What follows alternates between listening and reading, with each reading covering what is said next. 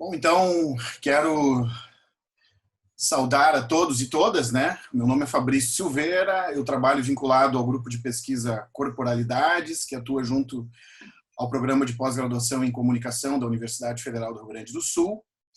E hoje a gente recebe aqui para um bate-papo a Adriana Pierre Coca, que tem desenvolvido pesquisas na área de comunicação aí já há algum tempo. A Adriana concluiu um pós-doutorado na Universidade do Algarve, circulou um pouco também sobre Portugal, fez um doutorado em comunicação e informação aqui na Universidade Federal do Rio Grande do Sul. A Adriana é a nossa convidada de hoje, então, para a gente bater um papo, assim, né? A Adriana já participou de uma rodada anterior de discussões que nós viabilizamos também, disponibilizamos no canal do nosso grupo de pesquisa, e hoje é uma conversa, então, mais individualizada, mais focada, né? Esse bate-papo ocorre, então, num conjunto de ações de divulgação científica que a gente vem implementando no sentido de dar a ver aí os nossos trabalhos e mostrar o que nós fazemos dentro do grupo de pesquisa e também abrir espaço assim para as temáticas que nos interessam. Então, eu quero agradecer muito, Adriana, a ti, a tua disponibilidade, e eu gostaria de começar te ouvindo, né? Primeiro dizer que é um prazer poder conversar contigo, assim. Gostaria de começar então te ouvindo sobre essa experiência recente em Portugal, né? Claro. Fabrício, eu que agradeço. Eu adoro falar do canal Corporalidades, adoro essa iniciativa. Eu acho que esse trabalho é muito bem-vindo, principalmente nesse momento, né?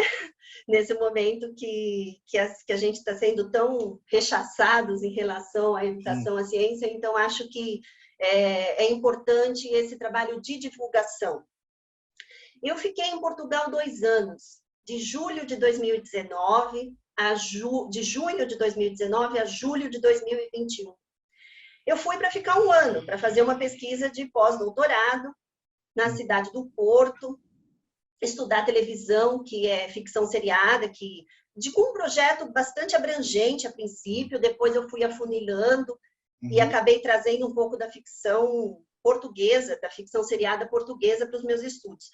Fiquei 2 anos, depois de 1 ano eu cruzei o país e fui para a Universidade do Algarve, por conta evidente que teve uma pandemia no meio do caminho e eu fiquei impedida de retornar para o Brasil, só que decidi fazer um segundo trabalho de investigação mais específico sobre as webséries da RTP, que foi o segundo projeto. Aí eu cruzei o país, saí do Porto, fui para a Universidade do Algarve, que é no sul, e que é uma universidade pública, diferente da experiência que eu estava tendo lá. Tem diferenças? Tem bastante diferenças, principalmente porque o trabalho de pesquisa em si, ele é desenvolvido em Portugal nos centros de investigação. Eles usam menos o termo pesquisa e usam mais investigação. Então, é um pouco diferente do que tem aqui, que nós associamos diretamente aos programas de pós-graduação, né? Então, não necessariamente eu preciso estar vinculada a um programa de doutorado, estricto sensu, né? Para desenvolver pesquisa. No Algarve, eu não era vinculada a nenhum programa, nenhum PPG-Com. Eu era vinculada a um centro de investigação em artes e comunicação, porque eles entendem que as pesquisas nascem dos centros de investigação. Pouco antes de eu sair de lá, a A3ES, que é digamos assim, o nosso CNPq aqui, a grosso modo, é uma instituição, que é uma agência, que valida e avalia os cursos de ensino superior. Eles determinaram que toda universidade que tivesse doutorado tinha que ter um centro de investigação afim. E eles deram um prazo, que eram 4 anos, agora é menos, para que esses centros começassem a funcionar. Então, é desses centros que nascem as investigações. Ah, entendi. Na particular, eu não estava num centro de investigação, porque ele nem existia. Sim, eu ia te perguntar isso, assim, se tem uma distinção nesse modelo em relação a universidades públicas e privadas. Tem um paralelo que se possa fazer como essa estrutura para nós aqui no Brasil, assim? Eu acho... Oi? o modelo de financiamento das universidades, né? Isso tem alguma...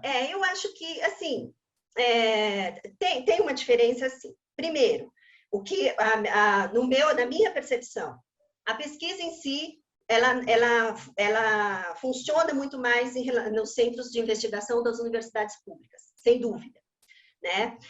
Lá, tudo é pago, mesmo as públicas. Mas, assim, até um pouco equivocado a gente achar que num pós-doutoramento eu tenho que pagar.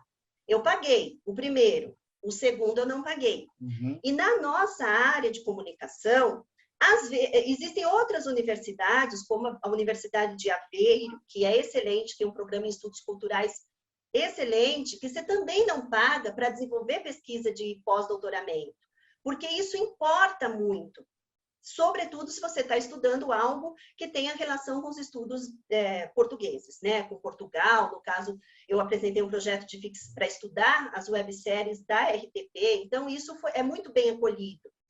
E é acolhido de modo que eu não só não paguei para fazer essa segunda investigação, como eu tinha ajuda de custo para participar de congressos, para divulgar essa pesquisa. Eu estava num segundo momento da pandemia, então eu não viajei, mas eles bancavam inscrições de congressos para eu participar de congressos e divulgar essa pesquisa. Então, assim, tem uma postura diferente? Tem. Não em termos de financiamento, mas tem uma postura diferente de como eu desenvolvo uma ou outra, né?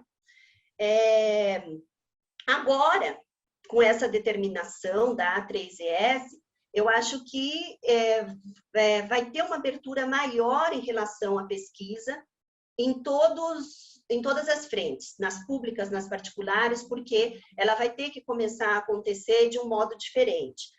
Isso é importante porque o ensino superior português tem que estar nivelado com o sistema de ensino superior europeu. Uhum. Então, essa agência, ela está, na verdade, tentando manter essa qualidade em relação ao que acontece nos outros países, por conta enfim, do Tratado de Bolonha, que estipula essa igualdade, esse nível de qualidade, né? A pesquisa, eles entendem que ela nasce a partir do doutorado. O doutorado ele é muito importante. Não que no mestrado não aconteça, mas o mestrado ele tem um olhar assim, um pouco mais técnico até do que do doutorado. A pesquisa em si, ela começa a acontecer a partir do doutorado. Então, eles falam doutoramento. É interessante a gente olhar para isso, que se diferencia um pouquinho do nosso olhar aqui, porque o nosso mestrando, ele é um pesquisador já, né? E lá, alguns mestrados nos institutos de educação, pode ser um relatório de estágio. Um relatório de estágio com um embasamento teórico, com citações e tudo mais, né? Mas ainda assim, o doutorado é quando, de fato, nasce um investigador, né? E eu tinha uma visão que em Portugal, esse doutorado, esse tipo de investigador era valorizado, muito valorizado. Quando eu cheguei lá, eu percebi que, de fato, era isso, se a gente comparar com o que acontece aqui no Brasil, né?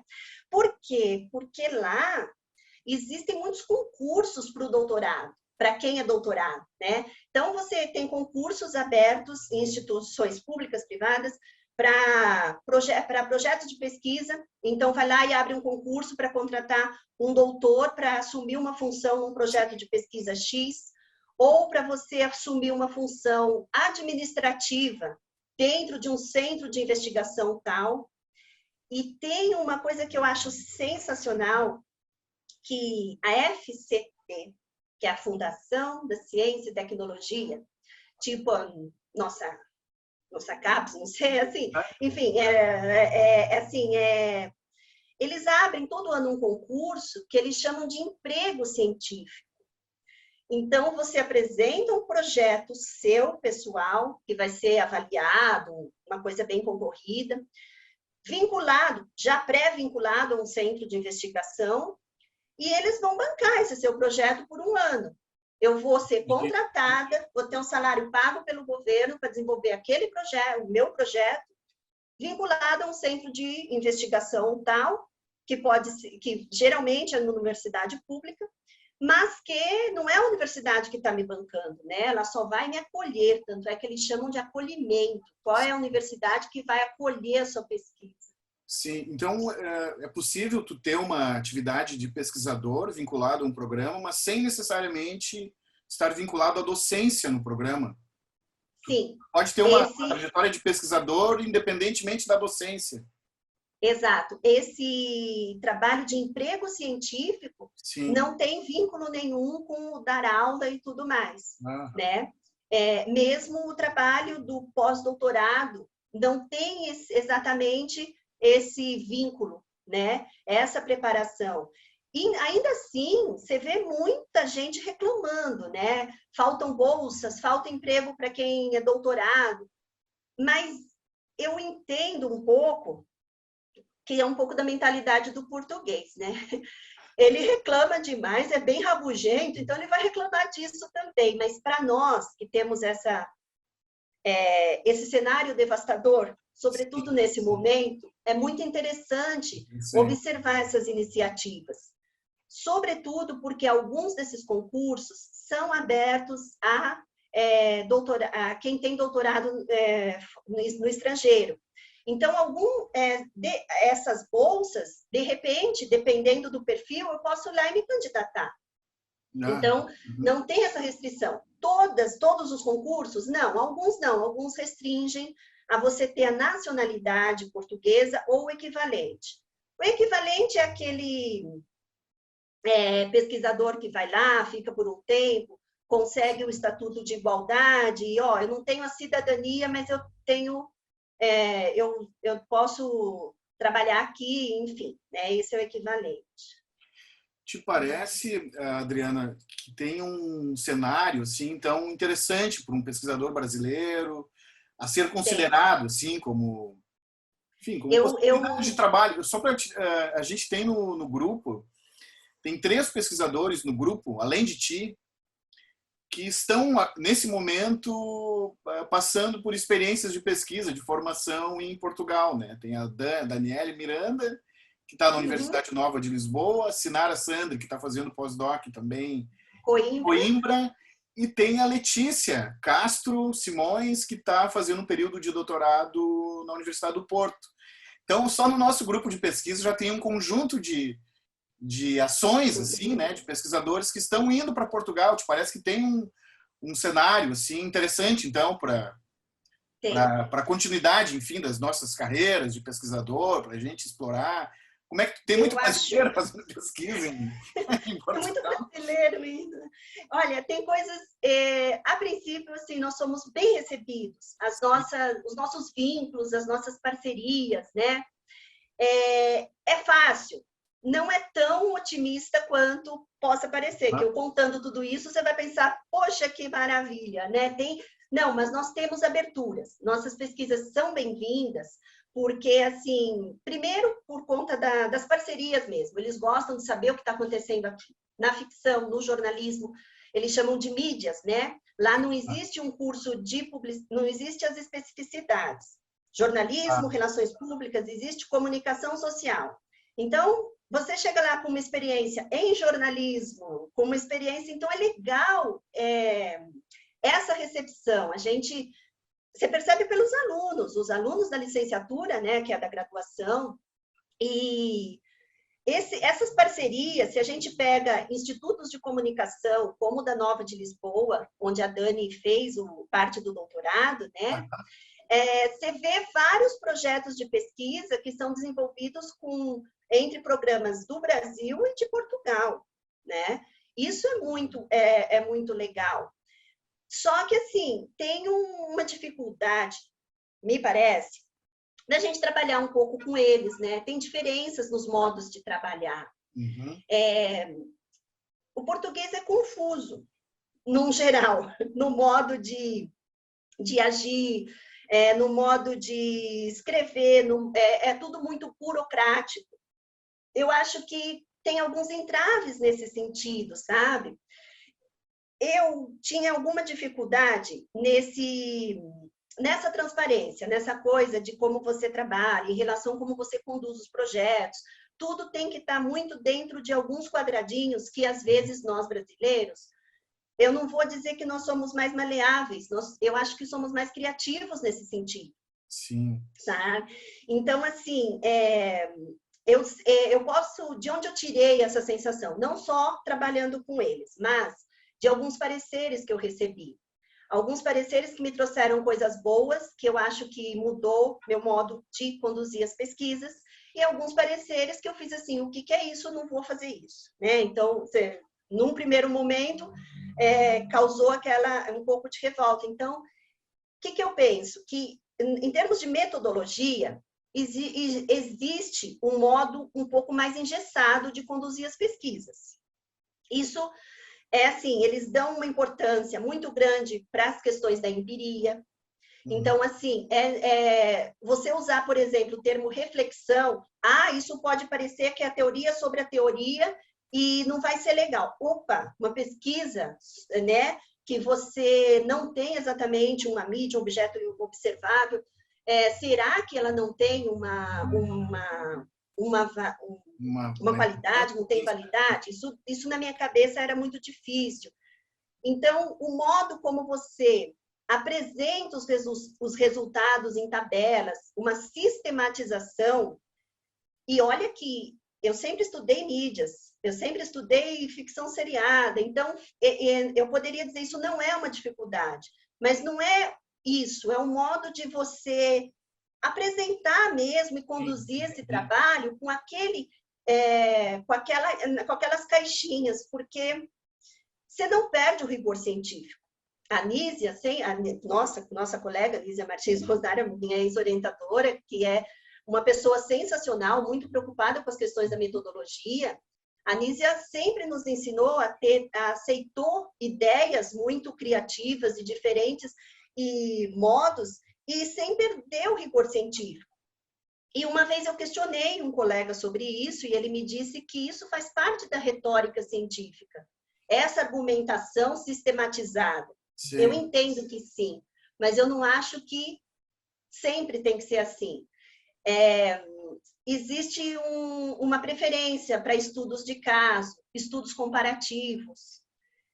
E não é toda pesquisa. A gente tem pesquisa de diferentes ordens, né? Você sabe disso. Sim. Então, foi uma dificuldade isso para mim.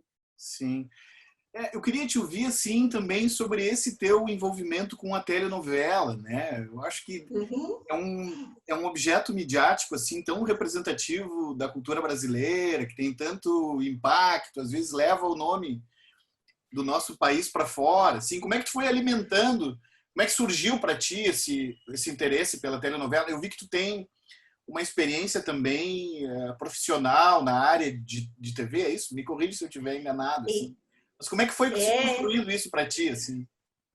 Eu trabalhei 15 anos com TV aqui em São Paulo, né, que eu sou daqui. Então, antes de me aventurar na academia, eu trabalhei durante muito tempo na TV Cultura de São Paulo e no SBT. E nesse período, 8 anos foi com telejornalismo. Então, assim, quando eu saí do telejornalismo, fui dirigir um programa do Gil Silvio Santos chamado 21, que era um formato de um programa de perguntas e respostas, e eu fui trabalhar na produção do programa Silvio Santos. O que significa isso? Significa que todos os programas que estão ali sob diretamente o comando dele. Então, não dá para dizer que eu dirigi um programa dele. Na verdade, ele se dirige o resto da equipe toda, né? Ele que manda e diz exatamente o que ele quer. Essa experiência na produção de entretenimento me deu uma bagagem muito importante para a sala de aula, sem dúvida. Quando eu saí do SBT, eu decidi que eu não queria mais voltar para o mercado de trabalho, fui dar aula. Contando assim, parece que, vou fazer outra coisa da vida. Não. Houve um período de amadurecimento, mas eu tinha um amigo que dava aula há muito tempo, e eu fui dar aula de produção de TV, levei essa experiência para a sala de aula, gostei da brincadeira, resolvi fazer um mestrado, E eu não queria voltar para o jornalismo, eu não queria estudar telejornalismo. Eu cheguei a escrever um artigo sobre telejornalismo, eu falei, meu Deus, eu vou voltar. Era uma coisa, acho que meio de trauma, né? Devia ser trabalhado na terapia essa questão. Mas eu já tinha essa coisa da ficção, eu gostava, ela era noveleira. Eu tinha esse trabalho que eu fiz na produção de TV, na questão do entretenimento. Foi quando eu saí da redação de telejornal do SBT e só naquele momento eu conheci o que tinha no resto da emissora. O departamento de contrarrega, os estúdios da novela, porque até então eu não tinha nem tempo de ir. Aí eu entrei no mestrado estudando ficção seriada. Experiência profissional mesmo tinha pouca em relação às questões de produção, porque eu fiquei muito tempo no telejornalismo. Mas daí eu tinha uma bagagem de TV, e comecei a estudar, a pesquisar, se é academicamente, cientificamente, as questões da novela, né? Comecei a escrever sobre séries no início, fatalmente caía nas telenovelas. Eu escrevi um artigo sobre a Avenida Brasil, e eu era, no início do mestrado, o artigo nem é bom, coitado, mas eu nem sabia direito a construir os títulos. Aí eu pus um título que parece mais uma manchete de jornal. Até hoje eu estou dando entrevista sobre a Avenida Brasil. Sim. Dei uma essa semana, porque há 10 anos de Avenida Brasil. Só pode ser por causa do título que eu coloquei lá, que eu ainda não sabia direito. Eu fui aprendendo, escrevendo, né? Eu fui para Portugal, também não sabia o que eu ia encontrar em Portugal. Não sabia que eles gostavam das telenovelas brasileiras e tal. Eu cheguei em Portugal, eles, às vezes, não entendemos o que eles dizem, mas eles entendem o que a gente fala, sempre, por causa das novelas que eles assistem. Sim. Na TV aberta, tinham 4 horários de novela brasileira. Isso porque as novelas brasileiras já não fazem mais tanto sucesso em Portugal. Né? Por quê? Porque eles começaram a produzir as próprias novelas portuguesas. Eles têm já um modo de produzir baseado no sucesso que as nossas fazem. Porque é uma história que vem lá de 1970, quando foi ao ar a primeira novela brasileira em Portugal, Gabriela, a primeira versão de Gabriela, adaptação de Gabriela, Cravo e Canela. Todo mundo conhece essa novela. E quando eu saí do Brasil, estava no ar uma novela chamada Dona do Pedaço, com a Juliana Paz, no horário nobre da TV Globo.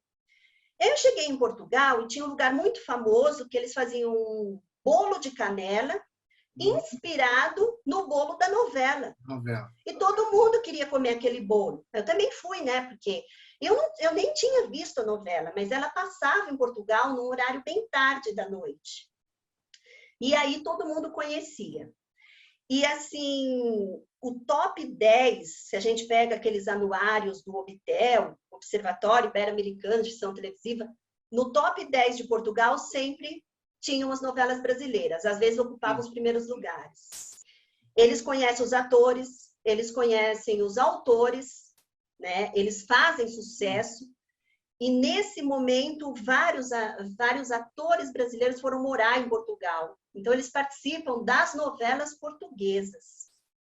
Sim. Tem uma delas que ganhou um Emmy em 2018, chamado Ouro Verde, que eu acho que tem uns 5 atores brasileiros no elenco. O Verde é o... Ouro Verde. Ah, Ouro Verde, tá, Ouro Verde. Se não me engano, foi em 2018, uma novela portuguesa que ganhou o Emmy, o Oscar da TV, né? E eu assistia tudo. Para mim era um elo. Tem em Portugal um canal que é um canal só sobre teledramaturgia, um canal da Globo, que está disponível em todos os canais por assinatura, e que só passa teledramaturgia. Então, você fica lá o dia inteiro vendo telenovela, vendo malhação, vendo série, vendo coisa de 20 anos atrás e coisa que estava no ar aqui no Brasil. Sim. Foi o que me salvou na pandemia, né? Foi, sem dúvida. Eu escrevi um artigo sobre isso, sobre essa memória da teledramaturgia brasileira que se mantém através desse canal. Então, assim, é muito presente. Aí eu assisti a RTP. Eu amo a RTP. Sim. Ninguém fala sobre a produção da TV pública portuguesa. Isso, eu fiquei curioso agora, te ouvindo, em querer saber mais sobre essa produção de audiovisual lá, né? E é também sobre esse movimento, não daqui para lá, da telenovela do Brasil para lá, mas da produção de audiovisual. Inverso. Isso, vindo de lá para cá, né? Como é que tu examina, assim, o que tem te chamado a atenção nesse cenário?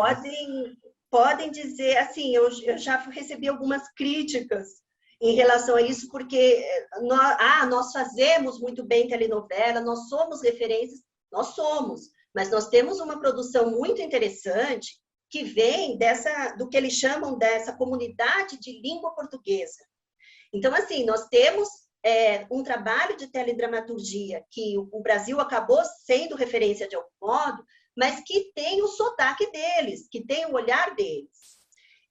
Não existem os grandes estúdios de telenovela. Então, por exemplo, a RTP vai fazer uma telenovela, uma série, ela vai encomendar para uma produtora. Então, nós temos um trabalho de muitas produtoras de audiovisual que funcionam em prol dessas produções.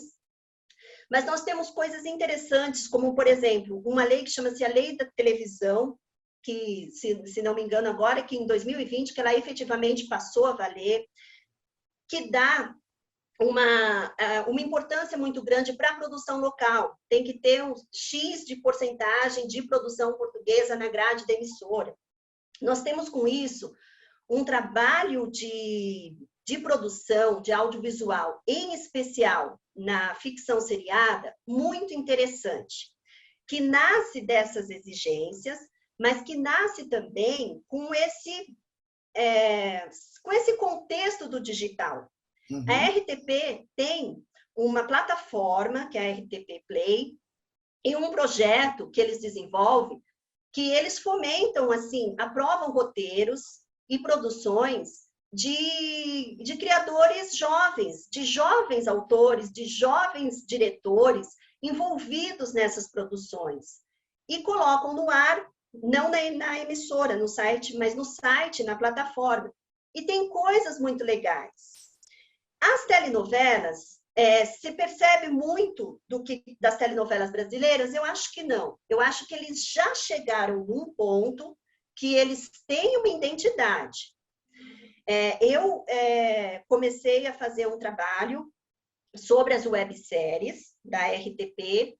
Depois eu desenvolvi um projeto que eu gostaria de ter feito na Universidade do Algarve, sobre as séries da RTP, mas essas sim produzidas para a TV aberta, e fui fazer uma seleção dessas séries, porque na segunda fase da pandemia, não tinha o Canal Globo na casa onde eu fui morar, no Algarve. Uhum. Aí eu assistia pelo celular o que a RTP produzia. E aí nasceu um projeto para eu escrever sobre as séries da RTP, que tinham um vínculo com algo que eles dão muita importância, que é a Agenda 2030 da ONU. Da ONU. Né? Sim. O que tem essa questão? Tem um olhar para as questões da diversidade, para as questões dos refugiados, que infelizmente, até por conta do cenário da guerra agora, é um assunto muito em pauta. São preocupações que é evidente que tem reflexo no que é produzido na ficção. E que aqui no Brasil, não estou dizendo que não damos importância, porque já temos um número grande de refugiados, sempre fomos em um país, em São Paulo, tem um histórico desse acolhimento, mas na Europa esse é um assunto muito pautado nos telejornais, nas discussões. Então, assim, essas questões estão na ficção seriada. E eu acho que eles fazem isso com muita qualidade. E eles, sobretudo, a RTP. As telenovelas e as séries produzidas nas emissoras privadas, são duas, a SIC e a TVI. Elas são mais voltadas para esse público de telenovela mesmo. E existe, porque a gente conhece as grandes metrópoles, onde estão nossas colegas, Lisboa, né, que está mais aqui ao sul, Coimbra, no meio do país, e Porto, mas nós temos uma população absurda de idosos que é praticamente quase toda a população de Portugal, né? Então, o português vê muita televisão. Uma pesquisa recente dá conta que nesse momento, nesse último ano, 91% dos portugueses se informaram pela TV. A telenovela deles dá mais audiência que a nossa hoje lá, no horário nobre, né? Antes era a telenovela brasileira no horário nobre.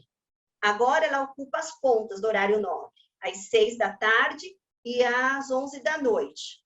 No horário nobre é a telenovela portuguesa. Essa é a telenovela de maior audiência lá, nesse momento. Sim. Hoje eu passei o dia lendo textos teus, né? Li 4 textos teus, assim. Meu Deus do céu, agora acabou. Eu achei que tu encontrou, assim, uma conexão interessante, né? Tu tá explorando um encontro feliz aí entre, por exemplo, num trabalho sobre os maias, né?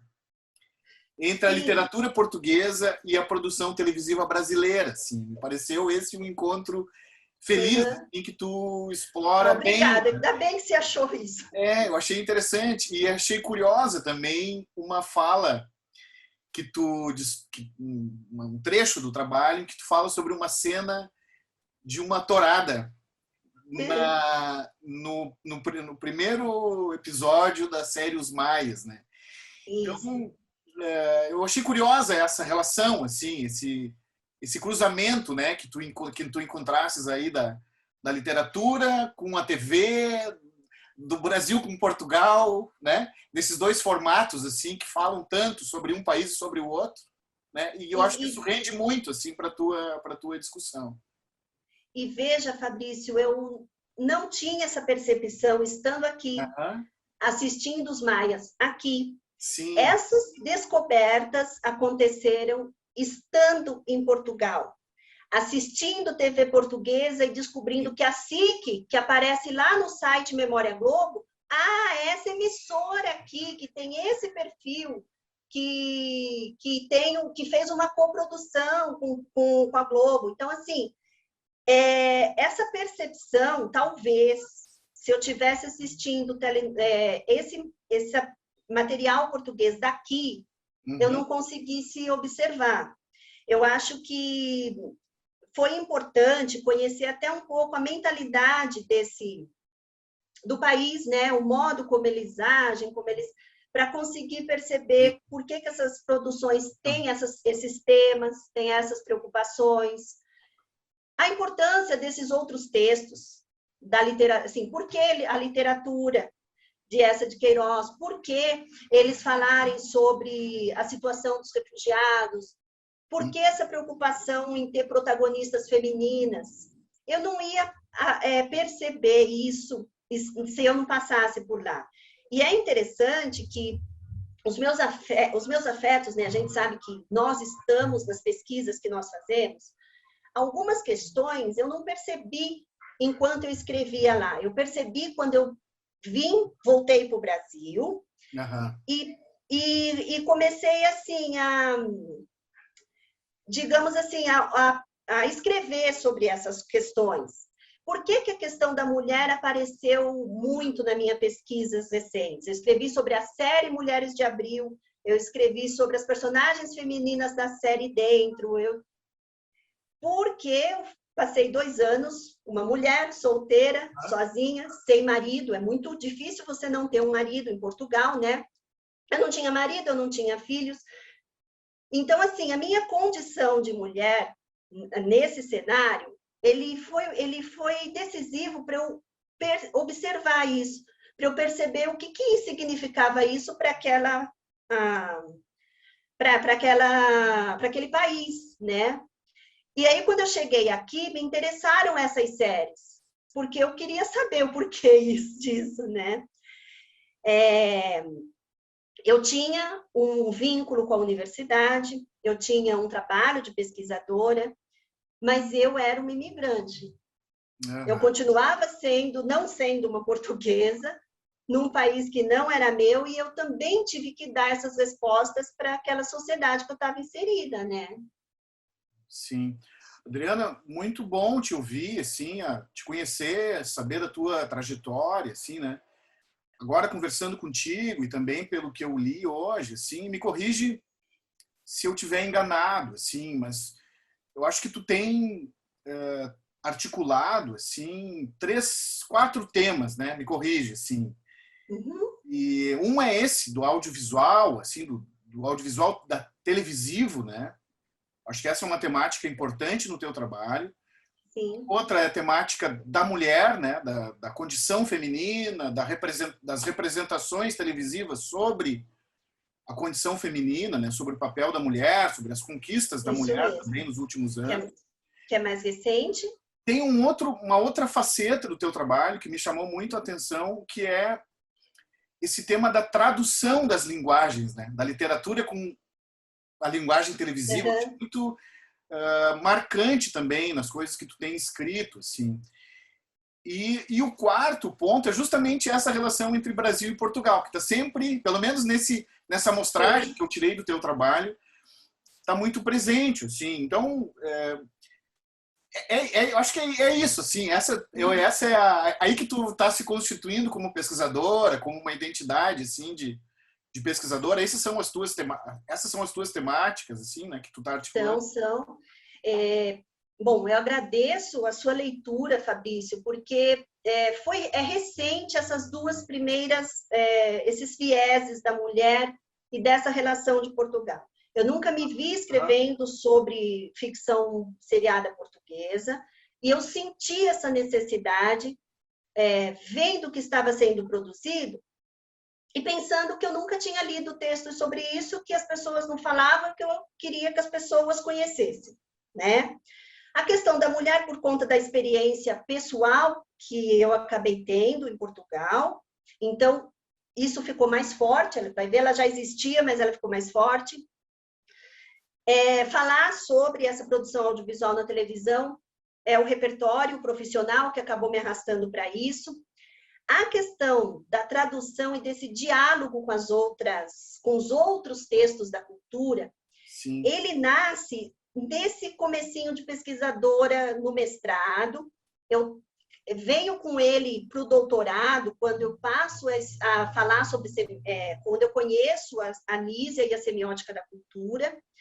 Mas isso me importa muito, porque eu tive uma inspiração quando eu escrevi sobre as séries do Luiz Fernando Carvalho, que é um cara que traz muito da história da arte para a televisão, e não exatamente no texto, no roteiro, mas para a cena, para a imagem. Uhum. Então, eu fico maravilhada dele conseguir, de algum modo, popularizar algumas questões da literatura, algumas questões de artes que talvez não cheguem até as pessoas, mas que a televisão chega. A televisão, ela tem esse poder, ela ainda tem um papel importante no nosso país, né? Ela tem ainda uma função importante, ela chega em muitos lugares então, eu acho que isso é algo que também precisa ser dito, né? Ser mostrado, dizer onde que nós encontramos esses encontros, esses textos. Uma das críticas que eu recebi num projeto, achei sensacional, a pessoa dizia assim, olha, os resultados relacionados são só é só uma proposta acadêmica. E sendo que o projeto tem potencial para dizer como que pode ser isso aplicado no mercado audiovisual. Uhum. E eu falei, gente, faz tanto tempo, eles me mostraram isso, essa importância da empiria nos artigos, no que é publicado. Eles estavam me dizendo que isso importa muito na pesquisa que eles produzem. E por que eu não pus isso? Se eu já tinha percebido, por que eu não coloquei isso no projeto que eu tinha escrito? Porque, assim, eu não escrevo só para o meu colega, para você que está na academia pesquisando, estudando comigo.